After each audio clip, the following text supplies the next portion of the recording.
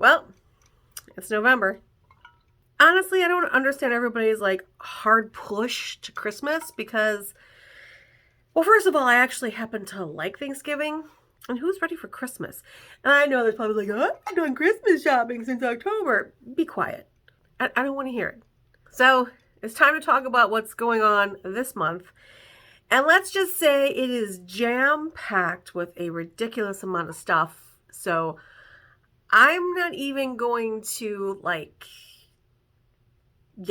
let's just get this baby rolling.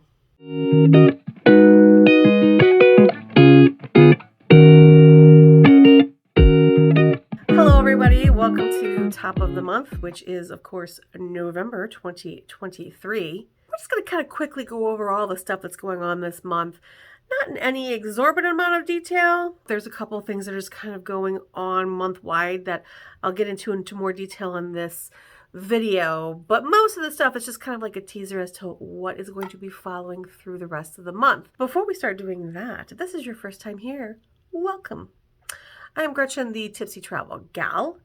I'm a licensed esthetician and a travel agent, and it is my goal to eat, drink, and spa my way around the world. Of course, I'm hoping to bring you along with me on this journey to show you some really cool things, some amazing places, and of course, we can't forget the delicious food and drink. My wish is to inspire you to travel as well, whether that be international or domestic. So if that sounds like something interesting to you, please consider subscribing to my channel because there's a lot more of this to come. Also, if you're wondering how I got to where I'm at and how I'm trying to move forward, I'm going to include a link to my GoFundMe page. There is my story, or at least part of it, and how I got to where I'm at right now and where I'm trying to push forward to. And if you've got some extra money, I would definitely appreciate that as well. Let's just jump right into it. What's happening in November? So there are some things that are ending this month. The whales are now starting to leave Hervey Bay in Australia. So this is kind of like your last chance. They should be gone by mid-month. So if you're planning on getting over there to see them, you need to do it sooner than later because they're going to be gone definitely by Thanksgiving. Jacaranda trees are still in bloom in Pretoria, South Africa, but they are definitely at their peak now and they're starting to lose their vibrancy and their leaves. So if that was on your list, you need to get there sooner than later because by the end of the month, they're all going to be gone as well. Now, continuing through the entire month is the International Alba White Truffle Fair. It kind of goes into the first couple of days of December. Remember, it is a huge marketplace. There's truffle tastings. There is an entire festival around this beautiful town in Italy named Alba. So if you're that way, definitely something to check out. And then, of course, the Ripe Market in Dubai, which is an amazing vegetarian farmers market in the middle of Dubai, as well as the Jewellumination in Tokyo, Japan. They're going to be running all the way through the spring. But let's talk about what is new this month. Now, I'm going to try to say all of this and not make a mistake. I have a funny feeling it's not going to happen. But this month, it is the Pismo State Beach Monarch Butterfly Grove Migration to Pismo Beach, California. I cannot believe I just got all that out. All the monarch butterflies are flocking to the south to escape the wintry months. It's called their overwintering location. So I guess it's like they're overwintering, so they're heading south. Don't blame them. Basically, they spend their summers in Canada, so they have summer vacations in Canada. And then, as the temperatures start to drop, they start making their way south. Now, all the monarch butterflies that are on the west side of the Rockies, they find their way to California. All the ones that are on the east side of the Rockies find their way to Mexico and the Gulf Coast. Some of these little dudes travel up to 2,000 miles to get to their overwintering location. Now, Pismo State Beach is one of the 5 locations in California that gets over 10,000 monarch butterflies that come to it. Now, the migration really does start in late October, but they're flocking there now in November, and they should all be there by mid-November. And then they hang out there until February when they start to return back to the north. The peak season for the monarch butterflies is during the holidays. So you're talking Thanksgiving through Christmas. That's when the bulk of them are going to be there. Basically, these little guys just come and they hang out and cluster in the eucalyptus trees and spend their winters summering in the beautiful California sun. To be a monarch butterfly.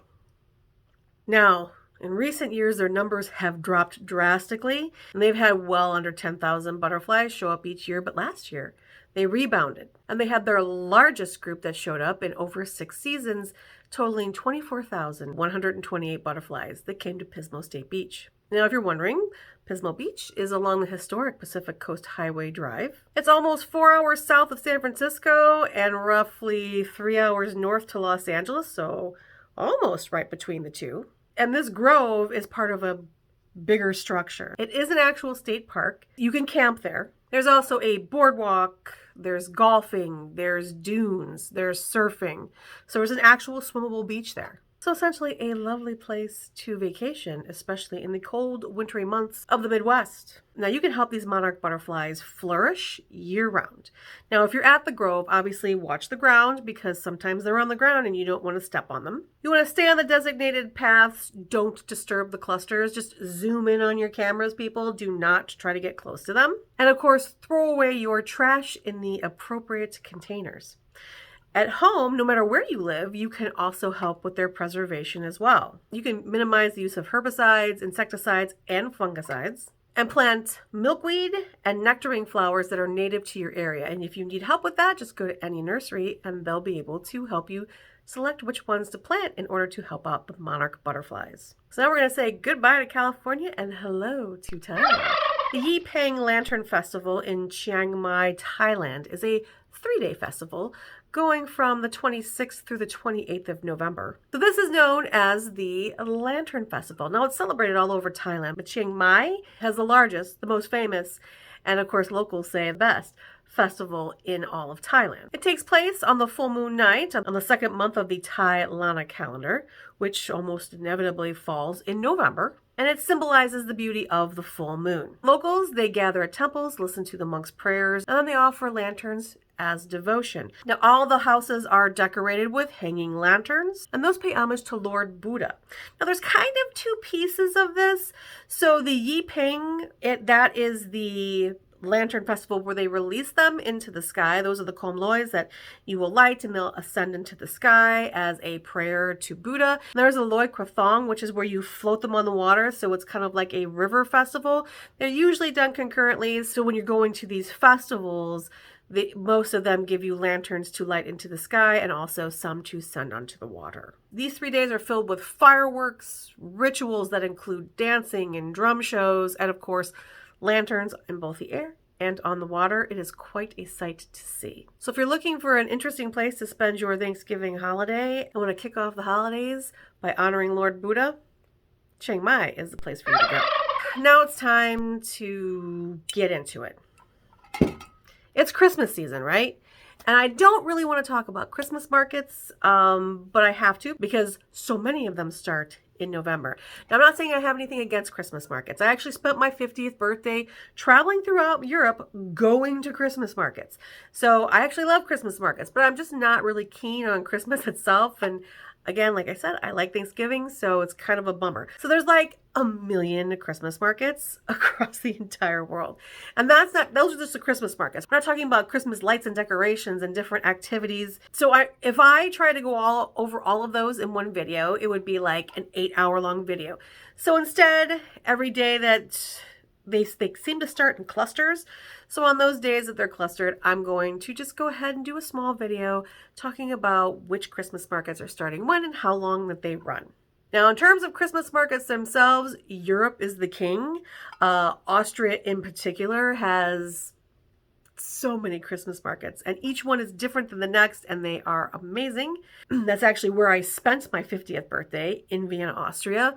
But if you're looking for light decorations, yeah, Japan is the place. So things to think about as we've entered November and moving into the Christmas months. If you're looking to plan a last-minute trip anywhere, Europe, Japan, you're going to be inundated with Christmas stuff, and I'm all here for it. So that's the basis of what's going on this month. Of course, I'll be keeping you up to date on different things. I'll be breaking other things out as we go along. But yeah, that's the overview of the month. So I hope you enjoyed this video. If you did, please give it a like. I would really appreciate that. Also, don't forget to subscribe to my channel. If there's something you want me to know about that I didn't cover, please feel free to comment below, or you can reach me on any of my other social media accounts. I am Tipsy Travel Gal on all the platforms. Also, you can go to my website, tipsytravelgal.com, and if you look all the way to the top and all the way to the right, you will see the Contact Me link, which is a place that you can send me an email. So, any way you want to get a hold of me, I'm here. So again, thank you so much for watching, and until the next time, bye.